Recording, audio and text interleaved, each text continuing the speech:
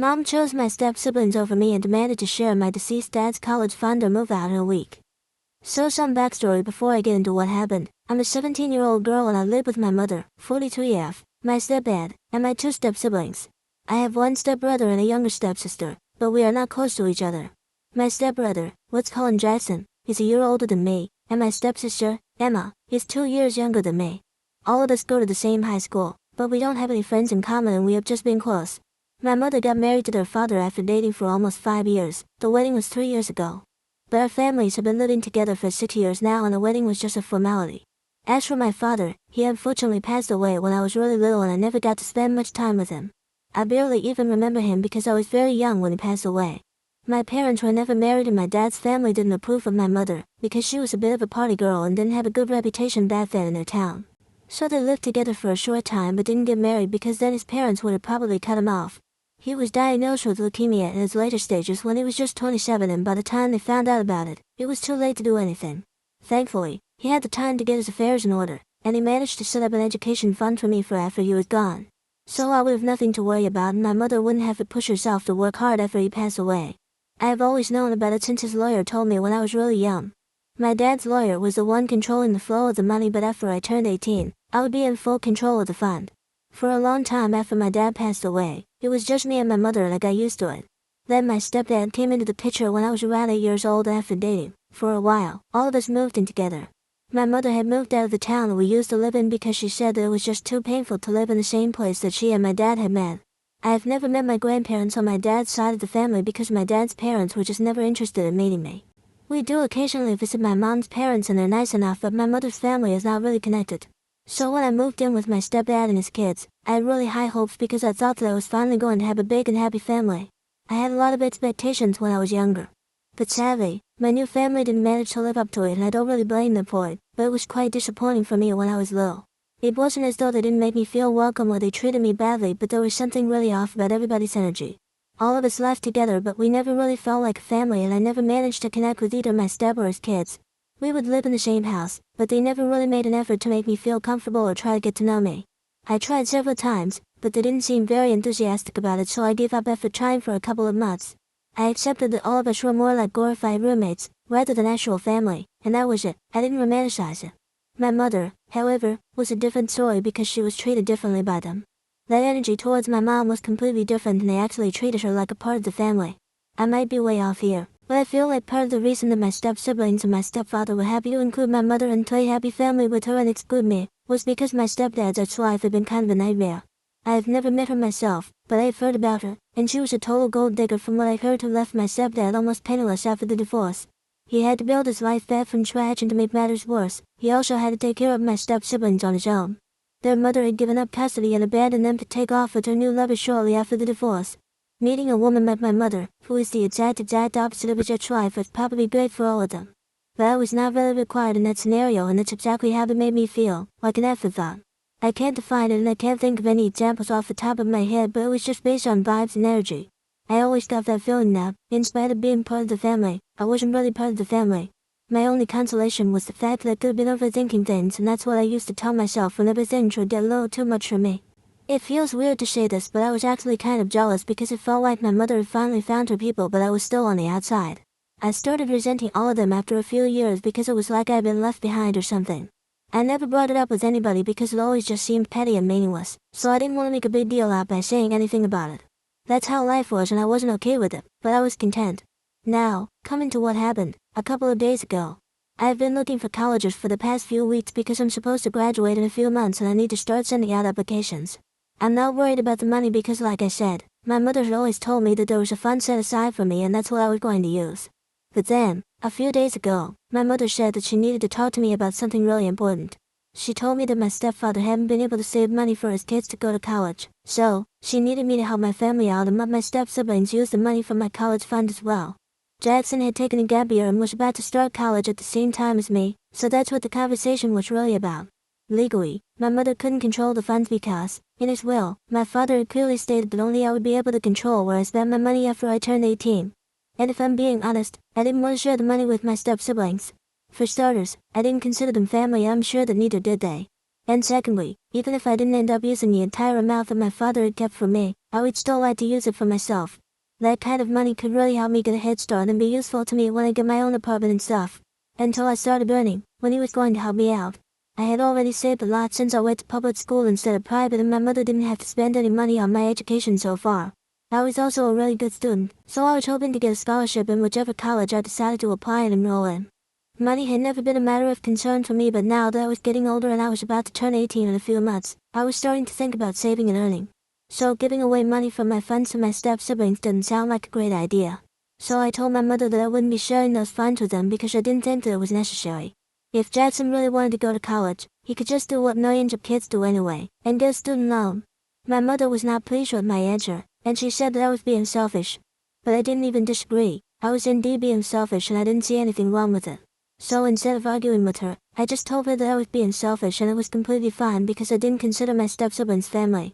That's when my mother started screaming at me because apparently, she believed that what I had said was no less than a criminal offense. It took me a few seconds to even process the fact that she was losing her mind simply because I had spoken the truth and told her that I didn't think of my step-siblings as family. The double standards were crazy because on one hand, the family had been treating me like an outsider for the past 8 years and she had never seemed to notice it. Or maybe she didn't notice it and she just didn't care. But when it came to me, I had to consider them family and treat them as such for absolutely no reason.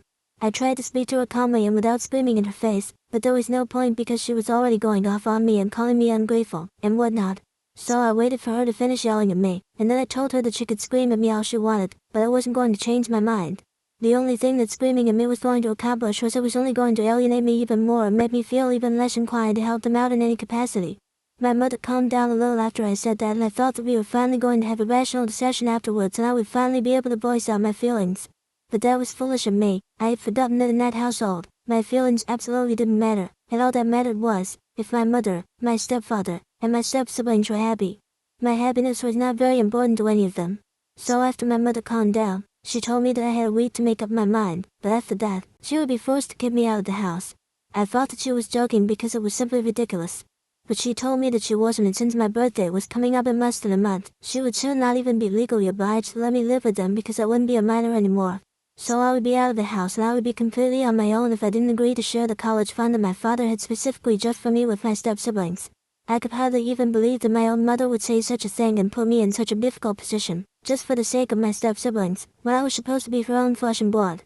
She told me to tread carefully and think this over because this decision could cost me everything. And then she left the room while I sat there and tried to process what she just said. It was incredibly insulting for me to be treated that way by my own mother, and that day, I made up my mind that I was going to get out of this house, no matter what the cost. So I started talking to my friends and told them that I needed help to find an apartment of my own because I was planning to move out for my 18th birthday. I told them everything that my mother had said and explained the urgency of the situation to them. I knew that once I turned 18, I would get all the money and then I would be able to control where I spent it. Yes, I would have to stick to a budget and choose my degree and college very carefully. But it was worth it because it meant that at least now, I would be able to move out and live on my own instead of putting up with my family. Or rather, forcing them to tolerate me, because after the conversation with my mother, it was clearer than ever that I was not welcome in that house at all and I really was an afterthought. All these years, I had not been overthinking anything. In fact, I might have even been underthinking things because I really had never seen this coming. A couple of days passed, and a friend of mine told me that she had been able to speak to a cousin who was also applying to the same colleges that I was because we had an interest in the same field. She was planning to live in an apartment because she wanted to be independent from the beginning, and my friend had suggested that I get in touch with her so if we ended up going to the same college, we could rent out an apartment together and live there. I thought that it was a great idea and got in touch with my friend's cousin almost immediately. We worked out everything and I told them about my situation as well. She seemed to be very empathetic, and I could tell that she was a nice person and I would get along with her. So that part was all sorted out. The only thing I had to worry about was where I would live until college started since there were quite a few months to go before that. But it turned out to be pretty easy for me to figure the one out because my friends told me that I could take to living with them until college finally started. It was a messy and risky plan, but I was willing to go through with it because anything would be better than living with my mother and these people because the way that I was being treated after that fight with my mom was horrible.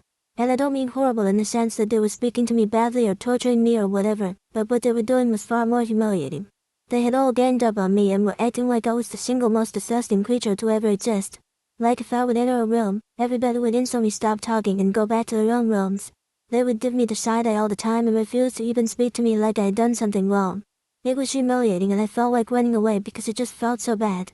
It took me a while to arrange something for myself, but I made up my mind that as soon as my friends were ready to take me in, I would leave this place.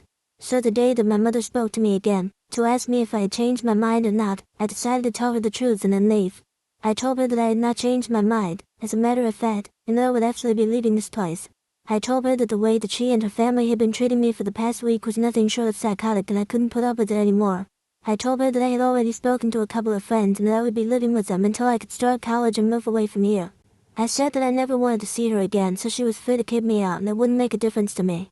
I already had a plan in mind, so I wasn't very surprised when my mother started yelling at me once more and told me that I needed to get out of her house because this was no place for selfish, ungrateful brats like me. I left pretty gladly and I was happy to see the last of them, but that wasn't the end of the road for my plan. During the time that I had been spending in my room, all by myself, I had been thinking of ways to get back at my mother. Ever since she got married to my stepfather, life had changed for me, and not in a good way. But she didn't even seem to care about it because she was happy with her new family. I had tried to be happy for her and suppress my own feelings about this, but now, it was very obvious that she didn't care about me in general and her stepkids were more important to her than me. The way she had been treating me made me feel like crap and I had made up my mind that I was not going to let this go unanswered. So that's why, as soon as I was out of the house, I decided to spill the beans on her and let everybody know what kind of a person she really was. The only reason I had even waited for a week to get out of her house and then speak about her ridiculous demands was because I didn't want her to be able to have any access to me to even tell me how disappointed she was in me or whatever. Because nobody in their right mind would ever support the things that she had said to me, and I knew that. Once I had moved in with a friend, I decided to go online and make a post about my mother. I typed out the incident that took place and how my mother had been screaming at me just because I didn't want to contribute to my step-siblings' college fund. I also mentioned none of them had ever treated me like family, but my mother never seemed to have a problem with that. It was only a problem when I did the same thing to them. I talked about the double standards. I also mentioned how she had practically forgotten about me once she started living with her new family, and I also said that I found her to be the single most selfish being on this planet because of the way that she had been behaving with me just for saying no to something completely ridiculous. Any sane person in my position would have said no, since the money that she had been talking about had been left to me specifically by my father. It was not anybody else to use, and I didn't think it was fair to demand that I share it with people who never made me feel like a part of their family. I might have even considered it if my step-siblings had been nice to me at any point, but that was not the case here. I was really frustrated, and I let out all my frustration in that one post. I knew that this negatively impacted my mother since I had a lot of people who followed me, including my mother's friends and their kids. But at the time, I just didn't care and I wanted to get back at her. Truth be told, she had been my only source of support and happiness throughout my life, because I had only one parent to count on and my grandparents were really in touch with me.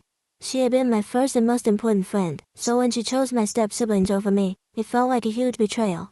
I was really hurt and I just wanted to get it all out of my system without caring about the consequences. So I made that post, and exactly what I had expected would happen is what happened. I received several messages from my mother, saying that I had ruined her life because everyone had seen that post and it had been shared numerous times. My mother was pretty popular among her circle of friends. There was no big surprise that people were just looking for an excuse to gossip about her, and I had played right into their hands. She had tried to call me several times, but I didn't answer any calls and neither did I respond to any texts. I was just miserable, and I had hoped that making the post would make me feel less upset, but the messages that my mother sent me after that only made me feel worse about my decision. I could tell, through her texts, that she was really torn up about this.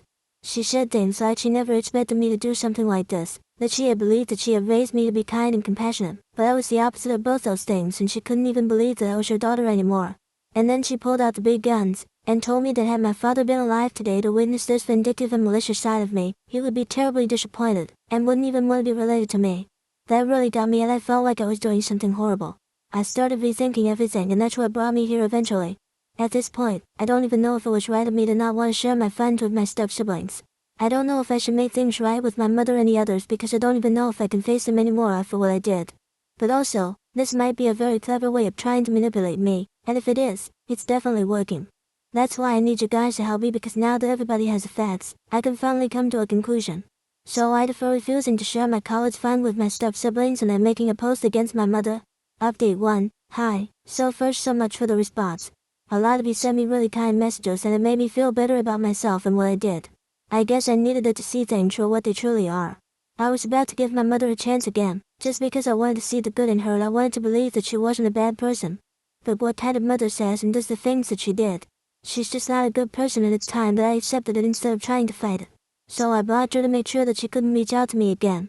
I knew that if she texted me again, it would only be to manipulate me or to get that post down. I don't want to take that post down, I wanted to stay up at least until she apologizes to me. She knows where I am because my friend's mother told her that I was living with them. So she knows where to reach me, and in spite of knowing, if she doesn't reach out to me, I'll take it as a sign that neither does she care about me and not as she cares about her own reputation. Update 2. So, it's been 2 weeks since I've been living with my friend and I've moved out from my stepfather's house. After that post, I had absolutely zero contact with everyone from my family. I did go to school a couple of days and I ran into Emily a few times, but she just shot me a really nasty look and pretended like I wasn't even there. Not surprising, considering the fact that they are pretty much expert in pretending that I don't exist. They have been doing it for the past 8 years, they must have found it easier now. Anyway, my mother finally came to visit me last evening. She arrived here with a black plastic bag that people generally use for trash and dumped it in the living room, saying that it had all my leftover stuff in it. Basically, everything that I had been able to pack into my duffel bag when I was leaving my house. It felt a little insulting that she had used a trash bag to pack my stuff, and it was way more insulting when she dumped it all on the floor of the living room, leaving me to gather it.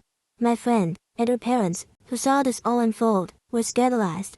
They did not appreciate my mother's behavior, one bit, and actually took it upon themselves to argue with her about it. They told her that considering the fact that I was her only daughter, she should have some compassion for me instead of treating me so cruelly. They really schooled her, but she didn't take it kindly. She told them that they had no right to speak about her parents' techniques when they were the ones harboring a delinquent like me. I almost burst out laughing when she said that because I was far from delinquent, I was literally a scholar student and she had known that.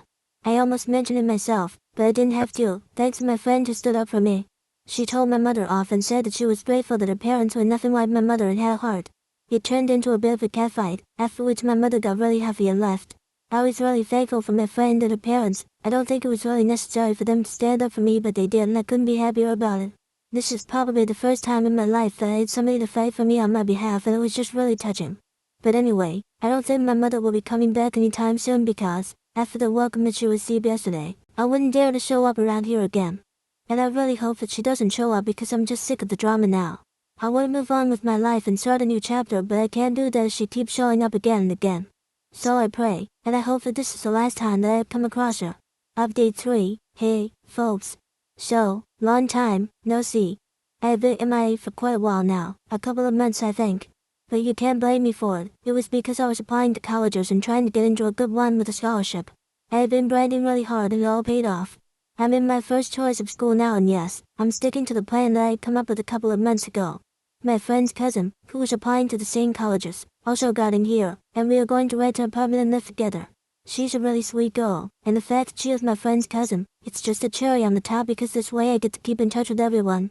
The last couple of months have been very difficult for me emotionally, but my friends helped me get through it all, and I can't tell you guys how thankful I am to have such people in my life. I know a lot of people who have terrible parents and families rely on their friends for emotional support, but I've tried to avoid it so far. However, now that I know how far my friends are willing to go for me, I feel like they are my family. I'm always going to be grateful for everything that people have done for me. Seriously, I don't think I could have made it this far without everybody's help. And that includes the people here who reached out to me through messages and said such supportive things to help me get through this. It's just really strange and funny how my own mother hasn't even bothered to text me even once after I moved out. She didn't even care that I had unblocked her and she could actually talk to me. That's how little I mean to her, but you guys and my friends told me to have faith in myself because I could do it. It's really cute. How literal strangers on the internet did more for me than my mother did. But anyway, that's all in the past now. I'm looking forward to having a fresh start here and I'm really excited for what the future holds.